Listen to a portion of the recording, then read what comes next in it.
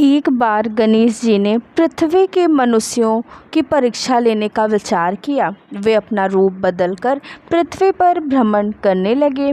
उन्होंने एक बालक का रूप बना लिया। एक हाथ में एक चम्मच में दूध ले लिया और दूसरे हाथ में एक चुटकी चावल ले लिए और गली गली घूमने लगे। साथ ही साथ आवाज़ लगाते चल रहे थे, कोई मेरे लिए खीर बना दे, कोई मेरे लिए खीर बना दे। कोई भी उन पर ध्यान नहीं दे रहा था, बल्कि लोग उन पर हंस रहे थे। वे लगातार एक गांव के बाद दूसरे गांव इसी तरह चक्कर लगाते हुए पुकारते रहे, पर कोई खीर बनाने के लिए तैयार नहीं था। सुबह से शाम हो गई, गणेश जी लगातार घूमते रहे। एक बुढ़िया थी, शाम के वक्त अपनी झोपड़ी के बाहर बैठी हुई थी। तभी गणेश जी वहाँ से पुकारते हुए निकले, कोई मेरे लिए खीर बना दे, कोई मेरी खीर बना दे। बुढ़िया बहुत कोमल हृदय वाली स्त्री थी। उसने कहा, बेटा मैं तेरी खीर बना देती हूँ। गणेश जी ने कहा, माई अपने घर में से दूध और चावल लेने के लिए बर्तन ले आओ।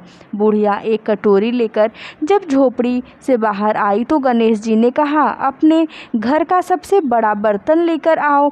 बुढ़िया को थोड़ी झुंझलाहट हुई, पर उसने कहा, चलो बच्चे का मन रख लेती हूँ, और अंदर जाकर वह अपने घर सबसे बड़ा पतीला लेकर बाहर आई। गणेश जी ने चम्मच में से दूध पतीले में उड़ेलना शुरू किया। तब बुढ़िया के आश्चर्य की सीमा न रही जब उसने देखा दूध से पूरा पतीला भर गया। एक के बाद एक वह बर्तन झोपड़ी से बाहर लाती गई और उसमें गणेश जी दूध भरते चले गए। इस तरह से घर के सारे बर्तन दूध से लबालब भर गए। गणेश भगवान ने बुढ़िया से कहा, मैं स्नान करके आता हूँ, तब तक तुम खीर बना लो, मैं वापस आकर खाऊंगा। बुढ़िया ने पूछा, मैं इतनी सारी खीर का क्या करूँगी? इस पर गणपति जी बोले, सारे गांव को दावत दे दो। बुढ़िया ने बड़े प्यार से मन लगाकर खीर बनाई। खीर की भीनी भीनी मीठी मीठी खुशबू चारों दिशाओं में फैल गई। खीर बनाने के बाद वह हर घर में जाकर खीर खाने का न्योता देने लगी। लोग उस पर हंस रहे थे। बुढ़िया के घर में खाने को दाना नहीं और यह सारे गांव को खीर खाने की दावत दे रही है। लोगों को कुतूहल हुआ और खीर की खुशबू से लोग खींचे चले आए तो सारा गांव बुढ़िया के घर में इकट्ठा हो गया। जब बुढ़िया की बहू को दावत की बात मालूम हुई तब वह सबसे पहले वहां पहुंच गई। उसने खीर से भरे पतीले को जब देखा तो उसके मुंह में पानी आ गया। उसे बड़ी जोर से भूख लगी हुई थी।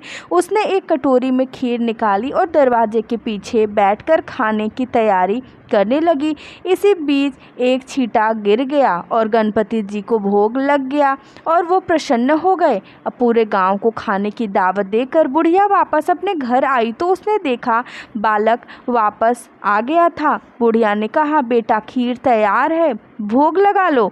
गणपति जी बोले, माँ भोग तो लग चुका है, मेरा पेट पूरी तरह से भर गया है, मैं तृप्त हूँ, अब तू खा, अपने परिवार और गांव वालों को खिला। बुढ़िया ने कहा, यह तो बहुत ज़्यादा है, सबका पेट भर जाएगा, इसके बाद भी यह बच जाएगी, उस बची खीर का मैं क्या करूँगी? इस पर गणेश जी बोले, उस बची खीर को रात में अपने घर के चारों कोने में रख देना। और बुढ़िया ने ऐसा ही किया।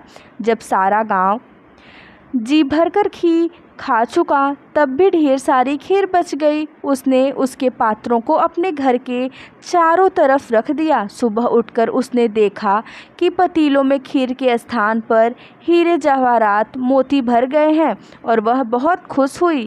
उसकी सारी दरिद्रता दूर हो गई और वह आराम से रहने लगी। उसने गणपति जी का एक भव्य मंदिर बनवाया और साथ में एक बड़ा सा तालाब भी खुदवाया।